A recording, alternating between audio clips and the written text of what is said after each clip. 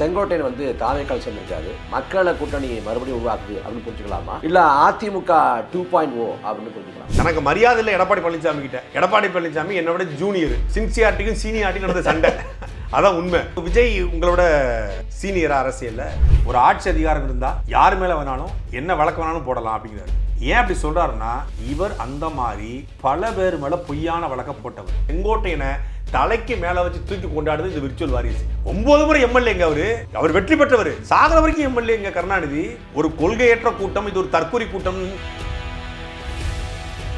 அந்த வாச்சாத்தி படங்களுடைய சூத்திரதாரி செங்கோட்டையன். குழந்தை முகத்தில் ஒரு கொடூரன் செங்கோட்டையன். எல்லாமே முழுக்க முழுக்க செங்கோட்டையனுடைய தலைமையில தான் நடந்தது. கூட்டுப்பாலியல் வன்கொடுமையை சட்டசபையில நியாயப்படுத்திய ஒரு மனிதன் இந்த செங்கோட்டையன். அதிர்ந்து பேசாதவர், கோமா கூட பேசாதவர், மென்மையா அணுகிறாரு அப்படின்லாம் இன்னைக்கு சொல்றாங்க.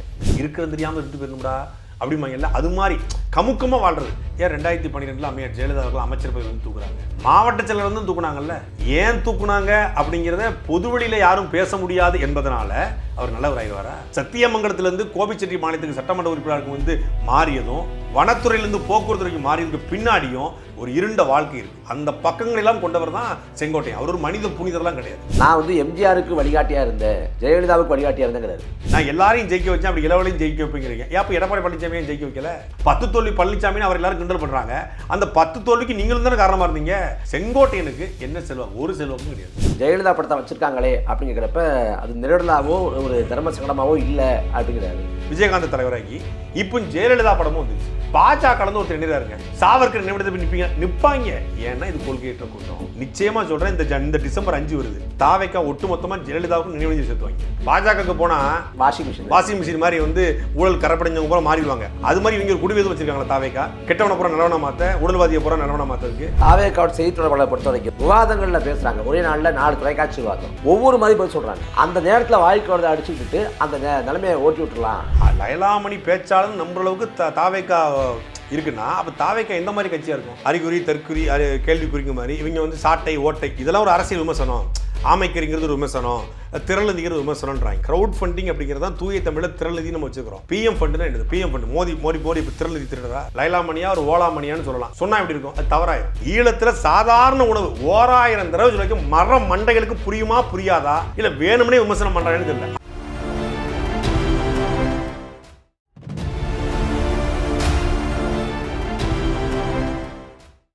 வணக்கம். செங்கோட்டையன் வந்து தாவேக்கால் சேர்ந்திருக்காரு. ஓபிஎஸ் வந்து தனி கட்சி ஆரம்பிக்க போகிறதா செய்தி வருது. அவரும் தாவேக்கா ஆதரவு நிலைப்பாட்டில் இருக்கார். அதே போல் டிடிவியும் தாவேக்கா ஆதரவு நிலைப்பாட்டில் இருக்கார். இப்போ இவங்கெல்லாம் போய் சேர்றது மூலமாக மக்களை கூட்டணி மறுபடியும் உருவாக்குது அப்படின்னு புரிஞ்சுக்கலாமா, இல்லை அதிமுக 2.0 அப்படின்னு புரிஞ்சுக்கலாமா? இல்லை, நான் தாவேக்காவே வந்து திராவிடம் 3.0 அப்படின்னு பார்க்குறேன்.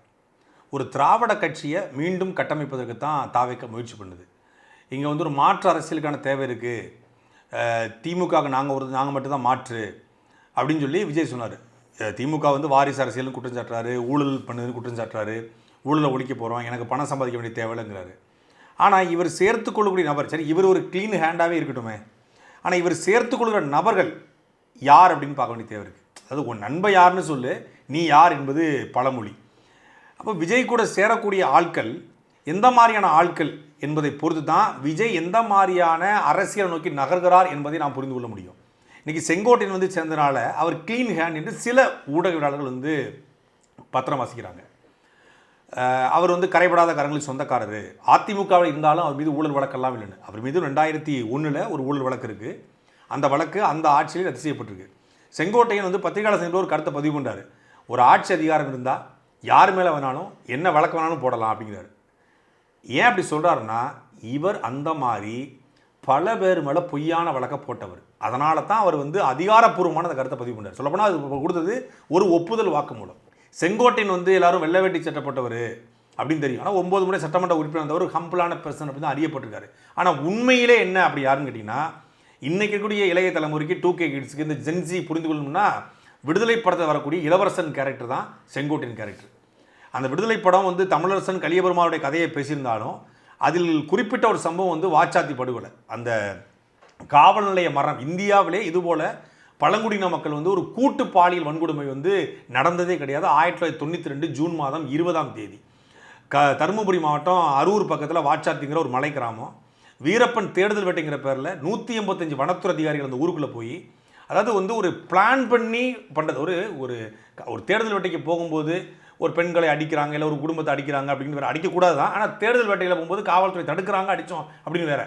ஆனால் இந்த கிராம மக்களை குறி வச்சு காவல்துறை தங்கியிருக்கக்கூடிய அந்த இடம், அந்த கூடாரம், அந்த இடத்துக்கு மொத்தமாக பெண்களை தூக்கிட்டு வந்து செலக்ட் பண்ணி, அதில் 13 வயது குழந்தை, 8 மாத கர்ப்பிணி பெண் உட்பட எல்லாமே இளம் பெண்கள், ஒரு 30 வயது குறைவான பெண்கள். அந்த பெண்களை கூட்டு பாலியல் வன்கொடுமை பண்ணி சித்திரப்படுறாங்க. இப்போ அவங்களுடைய பிறப்புறுப்பில் மின்சாரத்தை பாய்ச்சிருக்காங்க.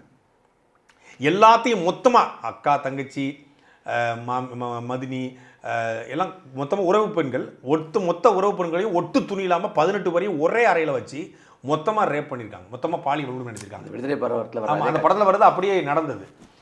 கிட்டத்தட்ட 20 ஆண்டுகள் கழிச்சு தான் அதுக்கான தீர்வு கிடச்சிச்சு. ஆமாம், மொத்தமாக 2011 அதுக்கான தண்டனை வருது. திருப்பி 2022 அதுக்கான மொத்தமான தீர்ப்பு வருது. 30 வருஷம் கழிச்சு தான் அந்த பெண்களுக்கான தீர்வு கிடைச்சிது. அப்படிப்பட்ட அந்த கூட்டு பாலியல் வன்கொடுமையை சட்டசபையில் நியாயப்படுத்திய ஒரு மனிதன் இந்த செங்கோட்டையன். வனத்துறை அமைச்சராகவும் இருந்தார். அவர் தான் வனத்துறை அமைச்சர். வனத்துறை அதிகாரிகளை காப்பாற்ற முயற்சி பண்ணுறாரு. அங்கே ஒரு பாலியல் வன்கொடுமை நடக்கலை, நீங்கள் சொல்கிற சம்பவம் எதுவும் நடக்கலை. அந்த மக்கள் 15 கோடி மதிப்புள்ள சந்தன கட்டைகளை கடத்தி வச்சுருந்தாங்க. கடத்தி வச்சுருந்தா பிடிக்க போனது 2 வருஷம் அந்த மக்களுடைய தொழிலாகவே அது மாறி போச்சு. அதனால் பிடிக்க போன இடத்துல காவல்துறை அதிகாரிகள் அந்த மக்கள் வந்து கட்டி போட்டு வச்சுட்டாங்க. அந்த மக்களை அடித்து தூக்கிட்டு வந்து போலீஸ் வந்து ஒரு இடத்துல வச்சு விசாரணை அப்படிங்கிற பேரில் பாலியல் வன்கொடுமை பண்ணாங்கிறது குற்றச்சாட்டு. ஆனால் இவர் என்ன சொல்கிறாருன்னா, சட்டசபையில் தம்புசாமி அப்படிங்கிற சட்டமன்ற உறுப்பினர், கம்யூனிஸ்ட் சட்டமன்ற உறுப்பினர், துணை நிதிநிலை அறிக்கை 1992 செப்டம்பர் மாதம் 23 நடக்குது. அந்த நிதிநிலை அறிக்கையுடைய விவாதத்தில் தான் இவர் தம்புசாமிங்கிற கம்யூனிஸ்ட் திருவாரூர் சட்டமன்ற உறுப்பினர் கேள்வி கேட்கிறார். அவர் கேள்வி கேட்கும்போது அன்றைய போக்குவரத்துறை அமைச்சராக இருக்கார். வனத்துறை அமைச்சராக வந்து போக்குவரத்துக்கு மாற்றப்படுறாரு. அவர் ஏன் மாற்றப்பட்டிருக்காருன்னா, வனத்துறை அமைச்சராக இருக்கும்போது வாச்சாத்தி நடந்த படுகொலைகளை வந்து இவர் நியாயப்படுத்தினார். உண்மை செய்திகளை ஜெயலலிதா கொண்டு போய் சொல்ல மறைச்சிட்டாருங்கிறது தான் ஜெயலலிதா வந்து துறை ரீதியாக மாற்றுறாங்க, அவர் நடவடிக்கை எடுத்திருக்காங்க, மாற்றி போடுறாங்க. ஜெயலலிதா அம்மையார்கிட்டே ஒரு உண்மையை கொண்டு போய் சொல்ல, அந்த படுகொலைகளுக்கு ஜெயலலிதாவும் ஒரு காரணம், அதில் மாற்றுக்கிறது இல்லை. ஏன்னா அந்த தேர்தல் வேட்டைகளை உருவாக்கி வச்சதே ஜெயலலிதா அவர்கள் தான், அவரும் அதில் குற்றவாளி தான். ஆனால் ஜெயலலிதா அவர்கள்ட்ட இந்த வனத்துறை சார்ந்த இந்த நடந்த நிகழ்வுகளை இவர் முழுமையாக கொண்டு போய் சேர்க்கலைங்கிற குற்றத்தின் அடிப்படையில் அவங்க துறை ரீதியாக மாற்றம் அடைக்கிறாங்க. துறை ரீதியாக மாறின பிறகு ஏற்கனவே இந்த துறையில் அவர் இருந்ததுனால இவரே அதுக்கு பதில் சொல்லணும்னு சொல்லி சபாநாயகர் அறிவிக்கிறார். அந்த அறிவிப்பில் தம்புசாமிகிட்ட இவர் சொல்கிறாரு, அந்த பெண்கள் வந்து காவல்துறை அடித்தாங்க, காவல்துறை வந்து கட்டி போட்டாங்க, அதனால் அவங்க மீது நடவடிக்கை எடுத்திருக்கோம். அப்போ அவங்க வந்து கற்பழிப்புங்கிற வார்த்தையை நீங்கள் வந்து உறுப்பினர் பயன்படுத்துகிறாரு, அப்படி நடந்திருந்தா ஏன் நீதிபதி போய் சொல்லிக்கலாமன்றார். இப்போ தெரியுதா உங்களுக்கு? இந்த ப்ரெஸ் மீட்டில் என்ன சொல்கிறாரு, அரசு நினச்சா யார் மேலேயும் பொய் வழக்கு போடலான்றாங்க. இவர் அங்கே என்ன சொல்லியிருக்காருன்னா, நீதிபதி போய் நீங்கள் ஏன் சொல்லலைங்கிறார். அரசு நினைச்சா பொய் வழக்கு போட்டலாங்கும் போது, அரசு பொய் வழக்கு போட்டிருக்கும் போது, அரசு அடக்குமுறை ஆகும் போது நீதிபதி போய் ஒரு பெண் எப்படி சொல்லுவாங்க? 92 காலகட்டங்கிறது 30 ஆண்டுக்கு முன்னாடி. இன்றைக்கே சாதி இருக்க விட இருக்குது. அப்போ பழங்குடி மக்களுக்கு இன்னைக்கே காவல்துறை குறித்த அடக்குமுறை இருக்குது. அன்றைக்கி காவல்துறை எவ்வளோ பெரிய அடக்குமுறை இருப்பாங்க, உயிர் பயத்தில் இருந்திருப்பாங்க. இன்னொன்று சொல்கிறாரு, நாங்கள் மருத்துவ ரீதியாக சோதனை பண்ணோம், எந்த பெண்ணும் வந்து பால் ரீதியாக துன்புறுத்தப்படும் ரிப்போர்ட் வந்துச்சுங்கிறாரு. இன்னைக்கு ஜெயராஜ் பண்டிக்ஸ் வந்து அடித்து துன்புறுத்தப்படும் போது இதே மாதிரி அதிமுக ஆட்சியில் இதே மருத்துவர் வந்து அவங்க நல்லா இருக்கான்னு சான்றிதழ் கொடுத்தாங்க தானே, நம்ம கண்ணுக்கு முன்னாடி 2019. அப்போ 1992 மருத்துவர் சான்றிதழ் கொடுக்க மாட்டாங்க. இவங்க துறை, மருத்துவத்துறையும் இவங்க துறை தானே, அரசு மருத்துவம் கட்டுப்பாடு இருக்குது. ஏன் யாருமே பாலியல் பிள்ளை எல்லாமே ஆரோக்கியமாக தான் இருப்பாங்கன்னு சொல்லி காவல் அங்கே மருத்துவ சான்றிதழ் கொடுத்துருக்கலாம். அப்போ எல்லாமே முழுக்க செங்கோட்டையனுடைய தலைமையில் தான் நடந்திருக்கு.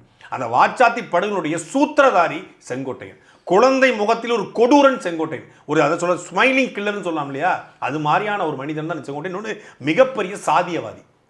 அதனால தான் பழங்குடியின மக்கள், அங்கே எஸ்டி மக்கள், அவங்க வந்து பாலியல் துன்புறுத்தப்படும் போது வேடிக்கை பார்த்தார். அதை எல்லாத்தையும் தாண்டி வீரப்பன் சந்தன மரத்தை வெட்டினாரா, இல்லை சந்தன மரத்தை வீரப்பன் வெட்டிட்டாருங்கிற பேரில் வனத்துறை அதிகாரிகள் வெட்டினாங்கிற கேள்வி இன்றைக்கு வரைக்கும் இருக்குது.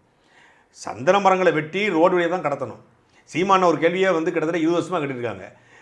சந்தன மரத்தை வெட்டினாலும் சரி, வித்தது யாட்டங்கிற கேள்வி இருக்குது. அப்போ இந்த வனத்துறை அமைச்சர் அப்படிங்கிற பேரில் இவர்களே சந்தன மரத்தை வெட்டிட்டு அவர் மேலே பழியை போட்டிருக்காங்களா அப்படிங்கிற குற்றச்சாட்டு இன்னைக்கு வரைக்கும் இருக்குது. ஏன்னா இன்றைக்கினுடைய ஒவ்வொரு வனத்துறை அமைச்சர்களும் காட்டில் கூட மான வேட்டையாடுறாங்க, மரங்களை வெட்டுறாங்க அப்படிங்கிற குற்றச்சாட்டு இருந்து கொண்டே இருக்கிறது. அப்போ செங்கோட்டையன் சத்தியமங்கலத்திலேருந்து கோபிச்செட்டி மாநிலத்துக்கு சட்டமன்ற உறுப்பினருக்கு வந்து மாறியதும், வனத்துறையிலேருந்து போக்குவரத்துறைக்கு மாறியதுக்கு பின்னாடியும் ஒரு மிகப்பெரிய திரைமறைவு இருக்குது, ஒரு இருண்ட வாழ்க்கை இருக்குது. அந்த பக்கங்களெல்லாம் கொண்டவர் தான் செங்கோட்டையன். அவர் ஒரு மனித புனிதர்லாம் கிடையாது. அவர் ஒரு மிக மோசமான மனிதராக தான் இருந்திருக்காரு. அதிர்ந்து பேசாதவர், கோமா கூட பேசாதவர், மென்மையாக அணுகிறாரு அப்படின்லாம் இன்னைக்கு சொல்கிறாங்க. அப்போ அதிர்ந்து பேசாதவர், மென்மையானவர், ரொம்ப நல்லவர். ஏன் 2012 அம்மையார் ஜெயலலிதா அவர்கள் அமைச்சர் பதவியிலிருந்து தூக்குறாங்க? மாவட்ட செயலர்லேருந்து தூக்குனாங்கல்ல. ஏன் தூக்குனாங்க அப்படிங்கிறத பொதுவெளியில் யாரும் பேச முடியாது என்பதனால அவர் நல்லவர் ஆயிடுவாரா? அதிமுககாரங்களும் அதை பேச விரும்பல, நாமளும் பேச முடியாது. எல்லாருக்குமே தெரியும் அன்றைக்கி என்ன நடந்துச்சு அப்படிங்கிறது. பத்திரிகைகளில் ஊடகங்களில் செய்தியாக வந்தது. செங்கோட்டையனுடைய மகன் ஜெயலலிதா அவர்களுக்கு எழுதிய கடிதங்களும் பல்வேறு ஊடகங்களில் அன்றை இருந்த அச்சிதழ்களில் அந்த வார்த்தைகள் அரங்கேறியது. அது எல்லாருமே தெரியும். அதோட தனிப்பட்ட விஷயம் நாம் யாரும் போக விரும்பலை, போகவும் கூடாதுன்னு வச்சுக்கோங்க. அப்போ அப்படிப்பட்ட நல்லவரை, மென்மையானவரை, சாஃப்ட் ஹேண்டை, ரொம்ப நல்லவரை ஏன் அமைச்சர் பதவி தூக்கணும்? 2011 ஆட்சி அமைக்கிறாங்க. 2012 ஜூலை மாதம் ஒரு அமைச்சர் பதவி தூக்கப்படுறார். வருவாய்த்துறை அமைச்சராக இருந்தார், தூக்கப்படுறாரு. ஜெயலலிதாவுக்கு உயிரோடு இருக்க வர எப்படி 2007 2017 வரை அம்மாவுடைய செல்லப்பிள்ளை என்று அழைக்கப்படுகிற டிடிவி தினகரன் போயஸ் தோட்டத்து பக்கமே வரலையோ, 70 நாட்கள் போயஸ் அந்த அப்பல்லோ மருத்துவமனை அம்மையார் ஜெயலலிதா இருந்த பிறகு ஜெயலலிதா இருக்கும்போது வரவே இல்லையோ, அதே போல் செங்கோட்டையன் அம்மையார் ஜெயலலிதா அவர்கள் உயிரோடு இருக்கிறவரை அமைச்சராக முடியல. ஆனால் நேற்று கோபிச்செட்டிப்பாளையத்தில் பேசுகிறாரு செங்கோட்டையன் நான் எம்ஜிஆருக்கு வழிகாட்டியாக இருந்தேன், ஜெயலலிதாவுக்கு வழிகாட்டியாக இருந்தேங்கிறாரு. எம்ஜிஆர் ஆட்சி காலத்தில் ஒரு சட்டமன்ற உறுப்பினர் தான். இல்லை, எம்ஜிஆர் இவருக்கு வழிகாட்டியாக இருந்தாரா, எம்ஜிஆர் இவர் வழிகாட்டியாக இருந்தாரா? இவர் இருந்தாலும் பேசுகிறார். என்ன சொல்கிறேன்னா, எம்ஜிஆரோடு தலைவர் எம்ஜிஆரோடு இருந்தோம், நாம் வெற்றி நோக்கி சென்றோம். அதுக்கப்புறம் அம்மாவோடு இருந்தோம், வெற்றி நோக்கி சென்றோம். இப்போது இளவல் விஜய் வந்திருக்கிறார், வெற்றி நோக்கி செல்வோம். சரி, எம்ஜிஆர் ஜெயலலிதாவோடு நீங்கள் இருந்ததுனால அவங்க வெற்றி பெற்றாங்களா, அவங்களால நீங்கள் வெற்றி பெற்றீங்களா?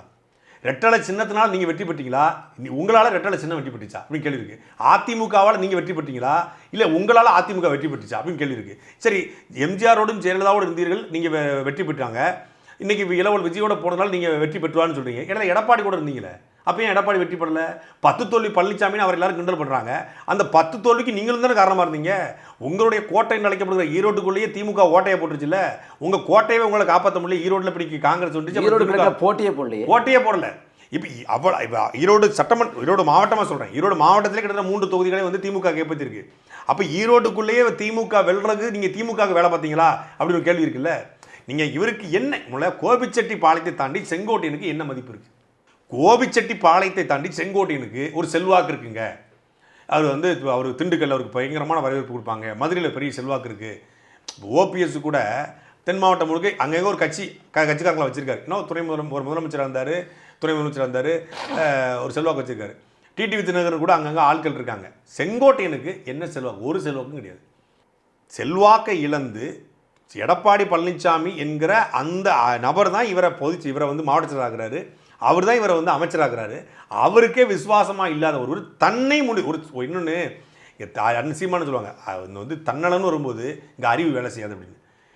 தன்னலம்னு ஒன்று வரும்போது அவருக்கு எல்லாமே செத்து போகுது. தான் எம்எல்ஏ ஆகணும் அப்படிங்கிறத தாண்டி இவருக்கு என்ன கனவு இருக்குது? இன்னொரு மிக முக்கியமான கேள்வி, ஜெயலலிதா அவர்கள் ஊழல்வாதியா அப்படின்னு சொல்லி பத்திரிகையாளர் கேட்குறாங்க. அதுதான் மாற்றத்தை உருவாக்க போகிறேன்னாரு. அப்போ நீங்கள் எவ்வளோ நாள் இருந்தீங்களா கேட்குறாங்க. அது கேள்வி கேட்குறாங்க. ஒன்று, நீங்கள் அம்மா ஊழல்வாதி இல்லை, அவங்க பொய் வழக்கு போட்டாங்க அப்படின்னு சொல்லிக்கலாம். அதுக்கு இவர் என்ன சொல்வார், ஒரு அரசு நினச்சா யார் வேணாலும் பொய் வழக்கு போட்டுக்கலாம். அப்போ அப்படி தான் செந்தில் பாலாஜி மேலே பொய் வழக்கு போட்டுச்சா? அப்படி தான் விஜயபாஸ்கர் மேலே பொய் வழக்கு போட்டுச்சா? அப்போ அப்படி தான் உங்கள் மேலே குண்டா சட்டம் போட்டாங்களே, அப்படி தான் போட்டாங்களா? அந்த அதிமுக பிரிவிலே அவ்வளவு வழக்கல் போட்டிருக்காங்க, அதெல்லாம் பொய் வழக்கம் தான் போட்டிங்களா? அப்போ நீங்கள் எத்தனை பேர் மேலே பொய் வழக்கு போட்டிருப்பீங்க? ஜெயலலிதா அவர்கள் வருமானத்துக்கு அதிகமாக சொத்து சேர்த்தார் என்பது அவர் மீது குற்றச்சாட்டு.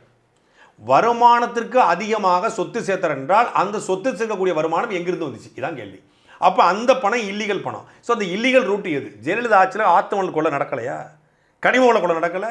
விவி மினரல்ஸ் நிறுவனத்தில் அன்னைக்கு இருந்த ஜெயலலிதாவுடைய ஆட்சியில், அதிமுக ஆட்சியில் பணம் வாங்கப்பட்டுச்சா இல்லையா? மறுக்க முடியுமா? ஆதாரப்பூர்வமாக இன்னைக்கு ஆறுமுகசாமி, ரத்னம், எஸ்ஆர், ராசப்பாலாம் பேர் சொல்கிறாங்க இல்லையா?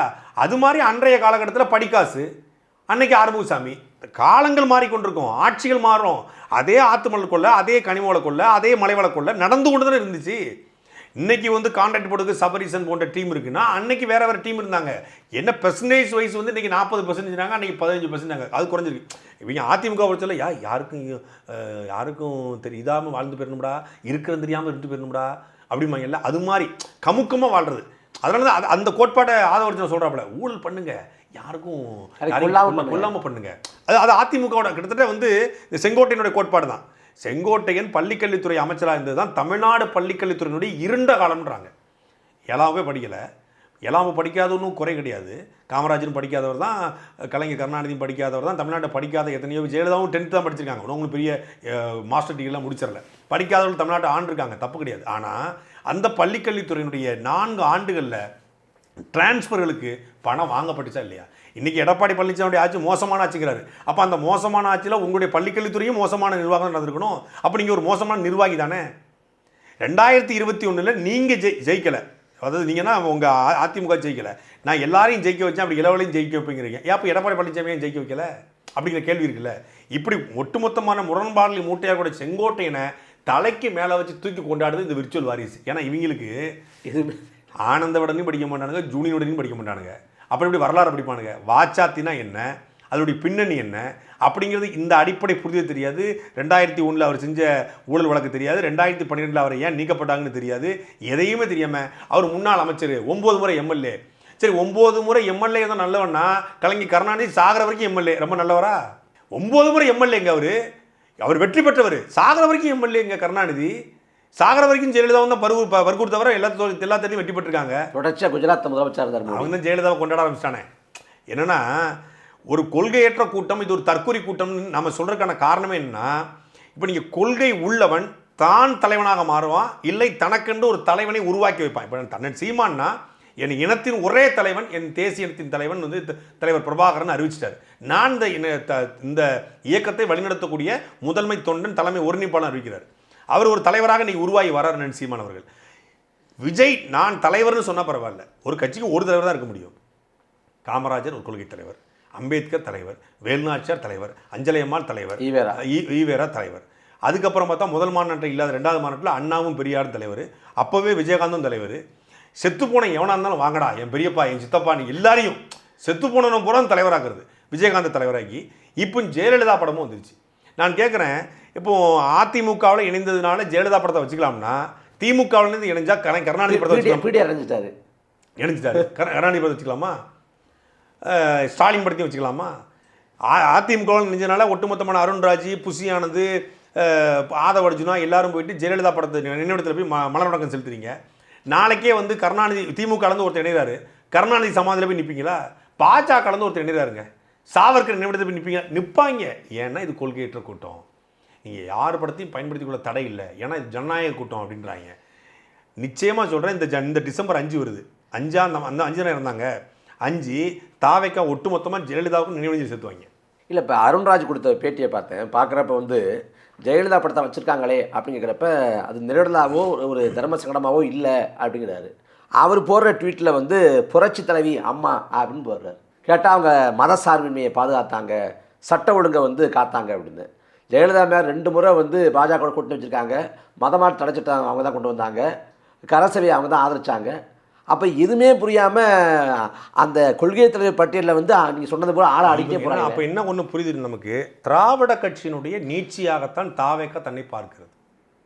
அது இப்போது நீங்கள் ஒரு மாற்று அரசியல் அப்படின்னா இந்த சித்தாந்தம், இந்த திராவிடம் என்ற சித்தாந்த அடிப்படையில் இந்த ஊழல் கரைபடிந்த இந்த திமுக அதிமுக இருவரும் கட்சிகளை வீழ்த்தணும் அப்படிங்கிறது அவங்க கோட்பாடு கிடையாது. திமுக அதிமுக போலவே நாங்கள் ஒரு நல்ல கட்சியை உருவாக்க பார்க்குறோம். யாரை வச்சுக்கிட்டு?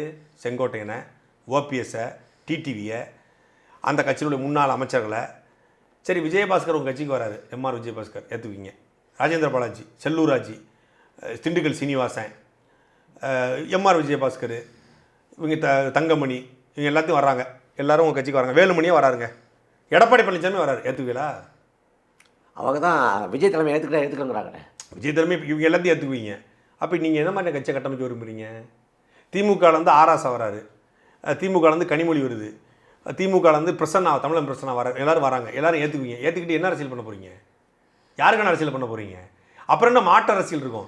ஏற்கனவே ஊழல் பண்ணவன் பூரா உங்கள் கட்சிக்கு வந்துட்டா, விஜயை தலைமை ஏற்றிட்டா அவன் புனிதனாக பண்ண வச்சு இந்த பாஜகவுக்கு போனால் வாஷிங் மிஷின் மாதிரி வந்து ஊழல் கரைப்படைஞ்சவங்க பூரா மாறிடுவாங்க.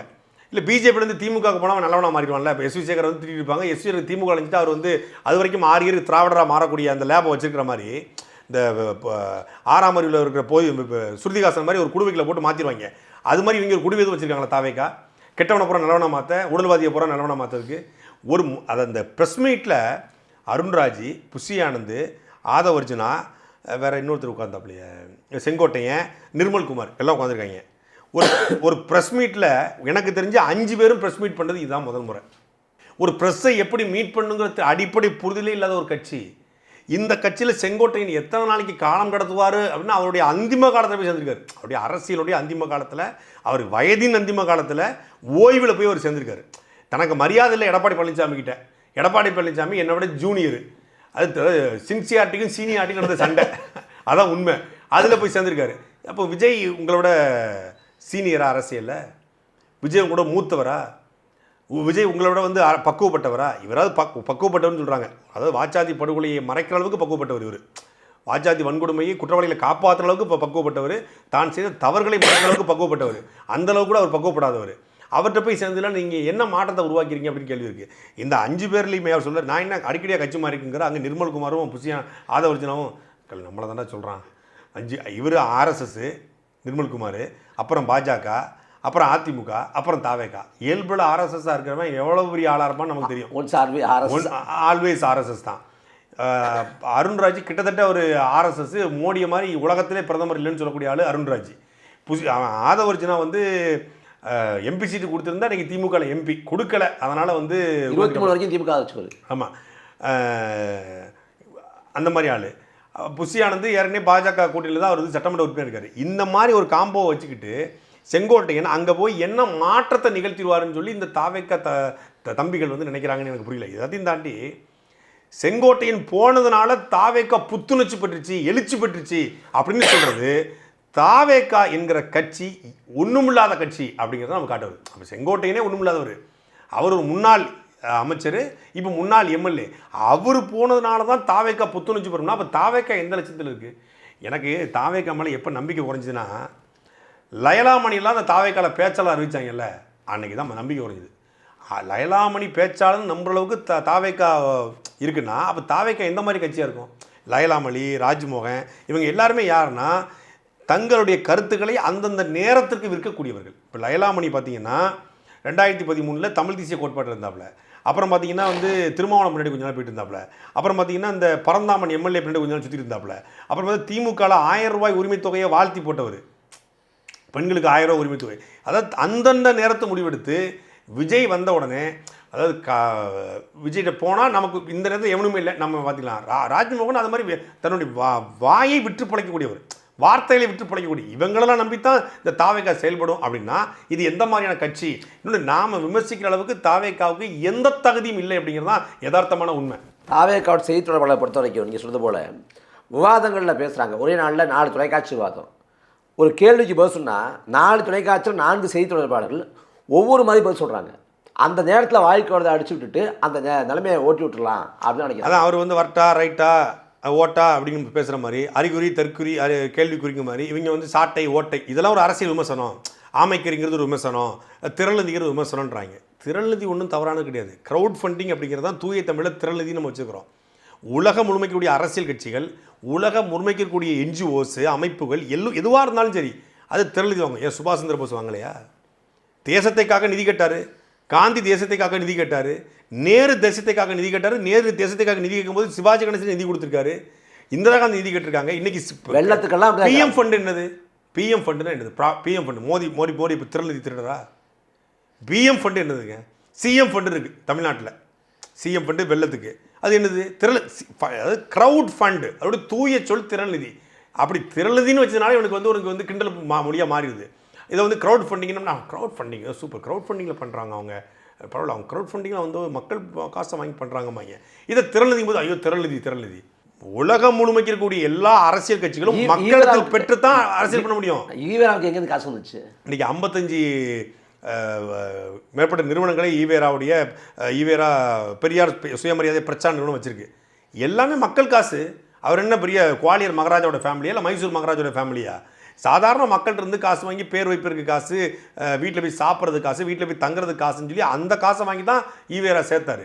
எல்லா தலைவர்களுமே இன்னைக்கு வரைக்கும் கருணாநிதியுடைய 100 ரூபா நாணயத்தை நாணயமே இல்லாத தலைவருக்கு நாணயம் வெளியிட்டு அதை 10,000 ரூபாய்க்கு விற்றாங்க. எதுக்கு? அது ஒரு வகையான க்ரௌட் ஃபண்டு, திரள் நிதி. அப்போ அந்த திரள் நிதியை கொச்சைப்படுத்துவது, ஈழத்தில் சாதாரண உணவு 1000 தடவை சொல்லிக்கும் மரம் மண்டைகளுக்கு புரியுமா புரியாதா, இல்லை வேணும்னே விமர்சனம் பண்ணுறாங்கன்னு தெரியல. ஆமைக்கறி என்பது சாதாரண உணவு, ஒரு அடிப்படை புரிதல் இருக்கும். நம்ம ஒரு நேர்மையான விமர்சனத்தை வைக்க விரும்புகிறோம். ஒரு அரசியலை இல்லை அவங்க அதாவது பொதுக்கூட்டங்களில் சமூக வலைதளங்களில் அவங்க மேடைகளில் அவங்க என்ன வேணால் விமர்சனம் வைக்கலாம். ஒரு பொது அவின்னு வர்றப்ப அந்த மேடைக்கு ஒரு கண்ணியம் இருக்குது. இப்போ அயோக்கியத்தனங்கிற வார்த்தையே வந்து அதை பயன்படுத்தாதீங்க, கயமைத்தனம் மோசடித்தனம் பயன்படுத்துங்க அப்படின்னு மாற்று வார்த்தை சொல்கிறாங்க. ஆனால் பொது அவைக்கு விவாத அரங்குக்கு வர்றப்ப கூட தரம் தாழ்ந்த சொல்லாடல்களை பயன்படுத்துறது, அதில் ஏதாவது பேசிட்டோம்னா அதை வெட்டி ட்விட்டர் தளத்தில் போட்டு பார்த்தீங்களா. அந்த கூட்டத்தை பண்படுத்துவது தான் ஒரு பேச்சாளனுடைய, ஒரு கட்சியினுடைய கொள்கை பரப்பு செயலருடைய வேலையாக இருக்கணும். ஒரு கூட்டம் வந்து சரியில்லைன்னா கூட சரிப்படுத்துவது அவருடைய வேலையாக இருக்கணும். சரிப்படுத்தாமல் அவனை அப்படியே வச்சிருக்கணும். அவனை கூஸ்பம்ஸ் வர வச்சு அவன் இந்த மாதிரி எதிர்த்தரப்பை வந்து ஒரு கிண்டல் பண்ணுறதோ கேலி பண்ணுற வார்த்தையை சொன்னால், இப்போ நான் சொல்லலாம் லைலா மணியா ஒரு ஓலா மணியான்னு சொல்லலாம். சொன்னால் எப்படி இருக்கும்? அது தவறாயிரும். அப்படி பேசக்கூடாதுன்னு நினைக்கிறோம். விஜய் குஜய் அப்படின்னு பேச தெரியாதா? விஜய் அஜய் அப்படின்னு பேச தெரியாதா? நமக்கு தாவேக்காவா தவக்கலை கட்சி அப்படின்னு சொல்ல முடியாதா? எவ்வளோ நேரம் ஆயிரும்? அது மாதிரி இல்லை. நமக்கு கேள்வி எழுப்புகிறோம். தமிழக வெற்றி கழகத்துடைய கொள்கை என்னன்னு கேட்டாங்க. எப்போ கேட்டால் 2024 கேட்டுக்கிட்டு இருக்கேன். 1.5 வருஷமாக ஒப்பாரி வைக்கிற கூட தான். பிறப்போக்கும் எல்லா உயிருக்குங்கிறாங்க. பிறப்புக்கும் எல்லா உயிருக்கும் என்பது ஒரு திருக்குறள். அது ஒரு பொது உடைமை கருத்து. அது ஒரு உலக பொதுமையான கருத்து. அது கொள்கை கிடையாது. அது திருவள்ளுவர் எழுதியது, எல்லாருக்கும் பொருந்தும், பிறப்புக்கும் எல்லா உயிருக்கும் சிறப்பவா செய்தொழில் வேற்றுமையான். அது கருத்து. ஓன் கட்சியோட கொள்கை என்ன? கம்யூனிஸ்டுடைய கொள்கை பொது உடைமை, திமுகவோட கொள்கை திராவிடம், பாஜகவோட கொள்கை இந்திய தேசியம், நாம் தமிழ் கட்சி தமிழ் தேசியம். ஓன் கட்சியினுடைய கொள்கை என்ன? சாதி ஒழிப்பும் சமூக நீதியும். சாதி ஒழிப்பும் சமூக நீதியும் என்பது செயல் திட்டம். சாதி ஒழிக்கணும், சமூக நீதியை செயல்படுத்தணும், ஒரு செயல் திட்டம். உன் கட்சியுடைய கொள்கை என்ன? அம்பேத்கர், பெரியார், ஈவேரா, அஞ்சலையம்மாள், வேலுநாச்சியார் எங்களுடைய கொள்கை தலைவர்கள். அவங்கெல்லாம் வந்து இந்த மண்ணின் விடுதலைக்காக போராடிய போராளிகள், பெரும்பெரும் தலைவர்கள். அம்பேத்கர் வந்து ஒரு கொள்கை, அம்பேத்கர் வந்து அரசியலமைப்பு சட்டத்தை ஏற்றினார். வேலுநாச்சியார் போராடினாங்க. காமராஜர் ஆட்சி அமைத்தார். அஞ்சலையம்மாள் காங்கிரஸ் இருந்தாங்க, காமராஜர் காங்கிரஸாக இருந்தார். ஈவேரா அவர் ஒரு தனி கட்சி வச்சு அவர் இயக்கம் நடத்தினார். சாதி ஒழிப்புக்காக சமூக நீதிக்காக போராடினார். அவங்களாம் தலைவர்கள். அவங்களுக்கு தனித்தனி கொள்கை இருக்குது. உன் கட்சிக்கு கொள்கை என்னன்னா தெரியல. கொள்கை என்னன்னு கேட்டால் கொள்கைன்னா என்ன அப்படின்னு கேட்கறவன்ட்ட போய் நம்ம கொள்கை என்னன்னு எப்படி கேட்க முடியும்? கொள்கையே சொல்லாத ஒரு கட்சி. இப்படிங்க கமலஹாசன் சொன்னாங்க, அவர் கொள்கையை நான் கூட விமர்சனம் பண்ணியிருக்கேன். கமலஹாசனை வந்து கொள்கையை கேட்டபோது மாநாட்டில் அறிவு பண்ணார். மாநாட்டில் கேட்டபோது புத்தகமாக வெளியிட்டு வந்தார். கிடைத்த புத்தகமாக வெளியிடல, கொள்கையாக அறிக்கலன்னு சொல்லி கிண்டலுக்கு சொன்னோம். ஆனால் உண்மையிலே சென்டரிசம் அப்படிங்கிற ஒரு கோட்பாடை வச்சார். நீங்கள் லெஃப்ட் ரைட்டு ரெண்டு இருக்குது, இடது வலதுன்னு. சென்டரிசம் வைக்கிறேன். லெஃப்ட் இல்லை ரைட் இல்லை, ரெண்டு பக்கம் நடுவில் நின்றுப்பார்.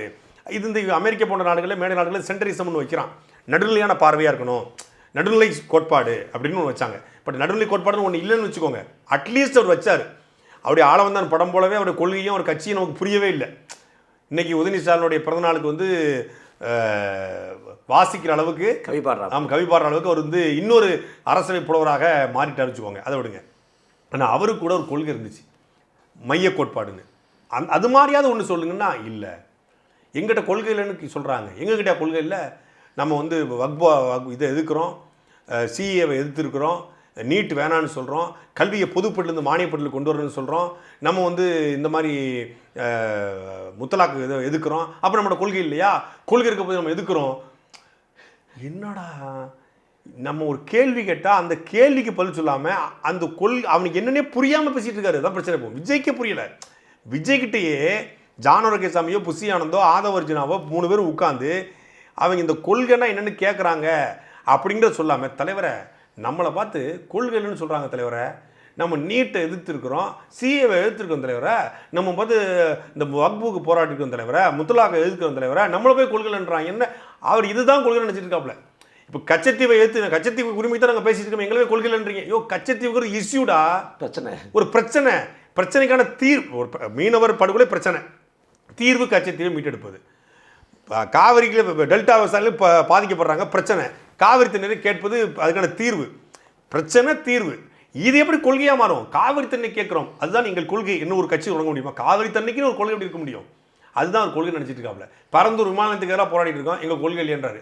பரந்தூர் விமானத்துக்கு போராடுறீங்க, ஆனால் கொள்கைன்னு ஒன்று இருந்தால் நீங்கள் என்ன சொல்லுவீங்க? இப்போ நிலமும் வளமும் சார்ந்த தொழிற்சாலை அமைப்பேன், தற்சார்பு பொருளாதார கொள்கையின் அடிப்படையில் என் நிலத்தை நாசமாக்கக்கூடிய தொழிற்சாலை நான் கொண்டு வர மாட்டேன்னு சொல்கிறது கொள்கை. அது தற்சார்பு பொருளாதார கொள்கை. உங்களுடைய கொள்கையில் அது வரணும்.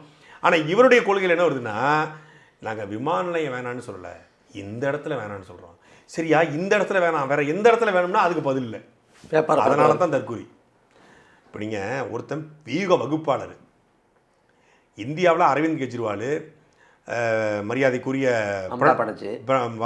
மம்தா பானர்ஜி அவர்கள், ஜெகன்மோகன் ரெட்டி, 2011 மோடி, தமிழ்நாட்டினுடைய ஸ்டாலின், சந்திரபாபு நாயுடு, கமலஹாசனுக்கு வரல, அவர் கமலஹாசன் ஒப்பந்தம் போட்டு ரத்து பண்ண பணம் கேட்டிருக்காங்க, அவர் போடா அப்படின்ட்டாப்ல. அப்போ இவ்வளோ பேருக்கு வந்து வீகத்தை வகுத்து கொடுத்த ஒருத்தர் 1 கோடி ஓட்டு இருக்கு, நிதிஷ்குமார் வந்து 25 தொகுதிக்கு கீழே போயிடுவார் என்று எல்லாம் பேசி இவரே மாதிரி கூகுன்னு கூட்டம், போகிற இடமெல்லாம் கூட்டம், பெரிய கிரேஸு, இந்தியாவே புரட்டி போட போறாரு, பீகாரில் பெரிய ரெவல்யூஷன் வரப்போகுது, பிகே பிகே பிகே பிகேன்னு கத்துனானுங்க. இங்கே எப்படி டிவிகேன்னு கத்துறானுங்களோ அப்படியே கத்துறானுங்க. தேர்தல் ரிசல்ட் வந்து 3.2 விழுக்காடு. என்னுடைய தேர்தலுக்கு தோல்விக்கு பொறுப்பேற்று நான் உண்ணாவிரதற்கு மட்டும் கிளம்பிட்டேன். ஒரு நாள் உண்ணாவிரதம். அதே மாதிரி இங்கே நடக்கலைன்னா நீங்கள் என்னென்னு கேளுங்க, சத்தியமாக நடக்கும். நாம் 2016 இப்போ 2026 சட்டமன்ற தேர்தல் முடிஞ்ச பிறகு நம்ம 2 பேருமே தம்பியில் உட்காருவோம். நிச்சயமாக பீகாரில் பிரசாந்த் கிஷோருக்கு என்ன நடந்துச்சோ அது இங்கே விஜய்க்கு நடக்கும், நடக்க வைப்போம். நடக்கும்ங்கிறது நம்ம சோதனை சொல்ல முடியாது, நடக்க வைக்கணும். ஏன்னா ஒரு கொள்கையற்ற கூட நம்ம திமுக மீது நமக்கு 1000 விமர்சனம் இருக்குது. அதாவது இஷ்யூ பேஸ்டா, இந்த வார்டனாக இருந்தாலே அடிப்போம் அப்படிங்கிற கோட்பாட்டில் திமுக நம்ம அடிக்கலை. திமுக ஆட்சியினுடைய தவறுகள், திமுக அந்த இனத்திற்கும் இந்த மொழிக்கும் ஈழத் தமிழருக்கும் செய்த துரோகம், தமிழர் என்று பேசி திமுக நடத்திய நாடகம், தமிழர்களை திராவிடராக மாற்றிய அந்த கேடுகட்ட வேலை திட்டத்துக்காக திமுகவை நம்ம கடுமையாக விமர்சனம் பண்ணுறோம். இன்றைக்கும் திமுக செய்யக்கூடிய இந்த கொள்ளையை நம்ம எடுத்து களத்தில் நிற்கிறோம், திமுக ஆட்சியை எடுத்து களத்தில் நிற்க போகிறோம். ஆனால் ஒரு கொள்கைக்கு அவன் கடுமையாக முட்டு கொடுக்குறான், ஒரு கொள்கையை வடிவமைச்சிட்டான், அது இருக்கோ இல்லையோ அதுக்கு கடுமையாக முட்டு கொடுத்து நிற்கிறான். அது மாதிரி ஒரு கொள்கை நீ வடிவமை, கொள்கையை சொல்லு, ஒன்று திராவிடம்னு சொல்லு, இல்லை இந்திய தேசியம்னு சொல்லு, இல்லை தமிழ் தேசியம் சொல்லு, இல்லை நானும் பொது உடைமை கட்சின்னு சொல்லு. எதுவுமே இல்லை அப்படின்னா இது எல்லாத்தையும் கழிச்சிட்டு இது எல்லாத்தையும் நான் 1-2 எடுத்து போட்டுக்குவேன், எனக்கு எல்லாரையும் கூட்டி நான் வச்சுக்குவேன், எனக்கு வெற்றி மட்டும்தான் இலக்கு, வெற்றி நிச்சயம், எல்லாரும் மகிழ்ச்சியாக அவங்க நடக்கும், உற்சாகம் அடைங்கள். இது என்ன, நீ வந்து இந்த கடைசியில் இந்த ஈசா யோகா சத்குரு, இந்த அம்மாலாம் இருக்காங்க இல்லையா, இந்த சாமியார்கள், அவங்க தான் வந்து வெற்றி நிச்சயம், வெளில போகிறது உறுதி, இப்போ கான்ஃபிடண்ட்டாக இருக்கீங்க. அந்த மார்க்கெட்டிங்கில் இப்போ எங்கள்கிட்ட வந்து சைக்கிள் மீட்டிங் போடுவாங்க ஃபார்மா கம்பெனியில், வந்து we will rock this quarter, we will rock அப்படின்னு வந்து பயங்கரமாக பூஸ்டப் பண்ணி அனுப்புவாங்க. சதுரங்க வேட்டை படத்தில் வந்து நான் சாதாரண கிராமத்துலேருந்து வந்தேன், இன்றைக்கி பார்த்தீங்கன்னா நான் என் காரில் போயிட்டுருக்கேன், ஏன்னா என்னுடைய உழைப்பு அப்படி, வெற்றி நிச்சயம். அதுதான் இது ஒரு மார்க்கெட்டிங் கம்பெனி, இது ஒரு MLM கம்பெனி மாதிரி விஜய் நடத்திட்டு இருக்காப்புல. கருத்து என்ன கேட்டேன்.